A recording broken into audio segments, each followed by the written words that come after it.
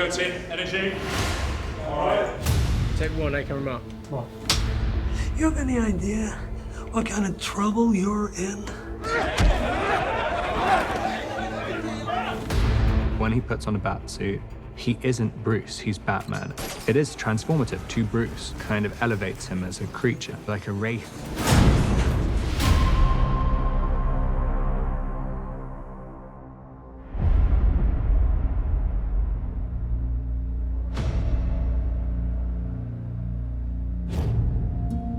In some of the previous Batman comics, you find Batman jumping off a building, and miraculously the cape becomes like a hang glider, a huge kind of thing. You have to suspend your disbelief for a little bit for those moments. He can step off the edge of a building and he can glide down to safety. That presents a little bit of a problem in a movie like ours where we're trying to be super realistic and super grounded. So Matt's idea was that rather than it being like a rigid glider, maybe his cape and his suit could become a wingsuit. I wanted to sort of take it and ground it, and so I started looking at wingsuits. And I was like, oh, it'd be really cool if we could figure out a way to take the wingsuit and make it part of his suit. I wanted the audience to feel like, oh, I could be Batman.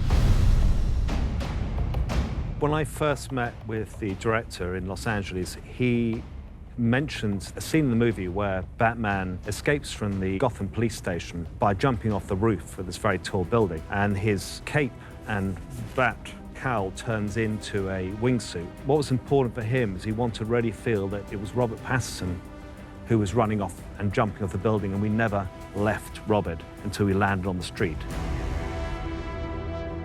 In our movie, you will believe a man did fly, that this actually happened. Here's just a glimpse of a previs in an early stage, but just to give you the idea of what we're going for.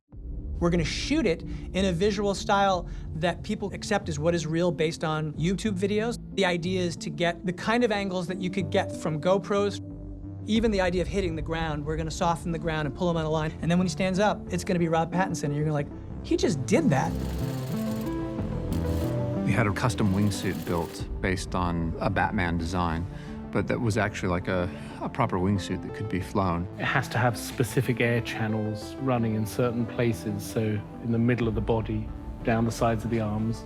One of the longest processes was trying to work out how the wingsuit was going to deploy from the costume. I figured that Batman thought, okay, well, maybe in the right circumstance, I might be able to use this thing, but it wasn't really fully thought out. We did it very real at first, and as much as you would have to zip it up, Matt was then worried about the transition and it being quick enough. So then we had to think of another way of how we could do it quicker and maybe in a more gadget kind of way. We assumed that the wingsuit would just be one of those Batman moments where it just turns into the wingsuit and off you go.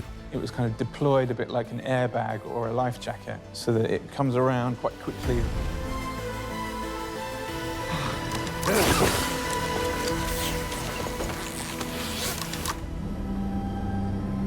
Originally, we'd wanted to actually hang a professional wingsuiter from a helicopter on a long line. We talked to a wingsuit specialist and stunt guy, and we wanted to do a real jump.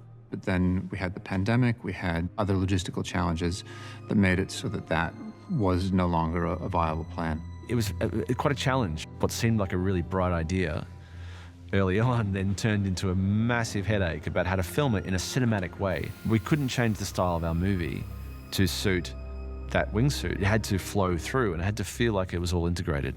So we've ended up doing it in several locations, using several different techniques. Batman, he's on top of a building. He's run up away from the police and he gets into his wingsuit. He's just about to do the jump.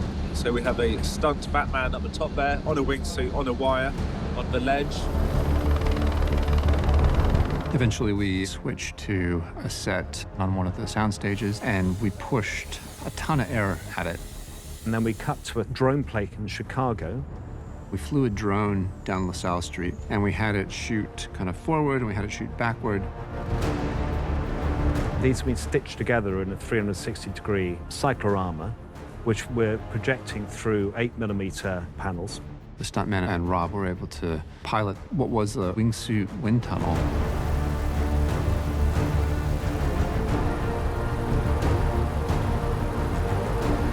And then eventually we switched over to a backlot set. We had a stunt performer do a fairly big stunt where they rolled and tumbled With a wingsuit, your rate of descent is extremely fast. So in that case, we can't muck around. He's got to come down pretty quickly, and it's brutal. So again, back to this grounded reality. He's not going to land there in a superhero pose. He lands there and he hurts himself.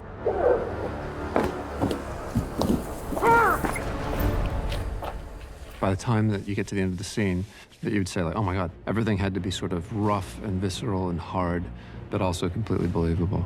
We were trying to take all these visual cues from real events, which were these wingsuiters, so that you could put the audience in this journey with Batman so that you could feel like, oh my God, I took that flight with him.